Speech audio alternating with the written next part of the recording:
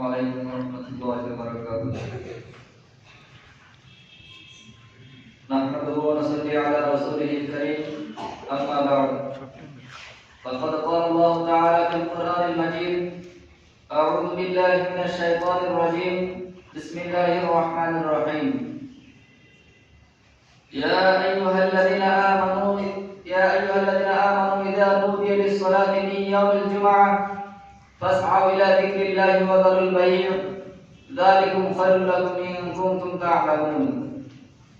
محترم اسٹیج پر بیٹھے ہوئے اساتذہ کرام اور باہر سے آئے ہوئے مہمانان اعظام اور میرے سامنے بیٹھے ہوئے حاضر ساتھیوں، میں آپ لوگوں کے سامنے سورہ جمعہ کی ایک آیت تلاوت کی ہے جس کا ترجمہ یہ ہے کہ اللہ تبارک و تعالی نے فرمایا: یا ایھا الذین آمنوا اذا نودی للصلاة من یوم الجمعہ، اے ایمان والو جب تمہیں جمعہ کے دن نماز کے لیے پکارا جائے، فاسعوا الی ذکر اللہ وذروا البیع، تو تم اللہ کے ذکر کی طرف چل کھڑے ہو جاؤ اور خرید و فروخت بند کر دو، ذالکم خیر لکم ان کنتم تعلمون، ایک تمہارے لیے بہتر ہے اگر تم جانتے ہو۔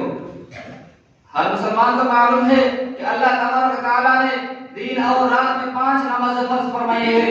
ہر وہ شخص جو اپنے کو مسلمان کہتا ہے اس کے لیے ضروری ہے کہ وہ 5 وقت بارگاہ الہی میں سجدہ ریز ہو جائے اور خالق کائنات کی ہر لمحہ عنایت کا شکریہ ادا کرے۔ اسلام نے جتنا اجتماعیت پر زور دیا ہے اتنا کسی مذہب نے نہیں دیا ہے۔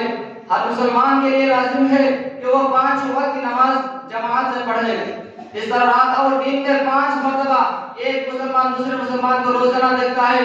صحابہ کرام رضی اللہ تعالیٰ عنہ کے دور مبارک میں اگر کوئی مسلمان مسجد میں نہ آتا تھا تو لوگ سمجھتے تھے کہ وہ بیمار پڑ گیا ہے یا کہیں گیا ہوا ہے۔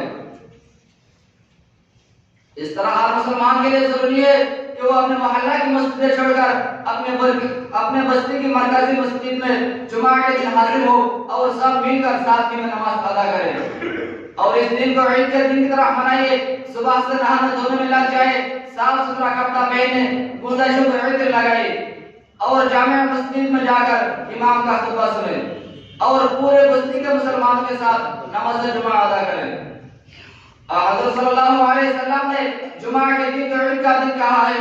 بڑے افسوس کی بات ہے کہ مسلمانوں موجودہ دور میں ان سب چیزوں سے لاپرواہی برتنے لگا ہے۔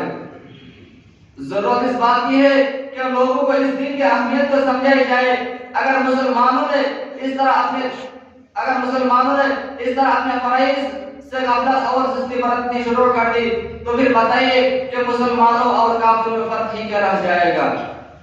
اللہ تبارک و تعالی ہمیں اور آپ سبھی کو اپنے بتائے ہوئے راستہ پر اچھی طرح چلنے کی توفیق عطا فرمائے۔ میں ایک شعر کے ساتھ ختم کرنا چاہتا ہوں: قوم مذہب سے ہے مذہب جو نہیں تم بھی نہیں، قوم مذہب سے ہے مذہب جو نہیں تم بھی نہیں، جذب باہم جو نہیں محفل انجم بھی نہیں۔ وآخر دعوانا الحمدللہ رب العالمین۔ ماشاءاللہ یہ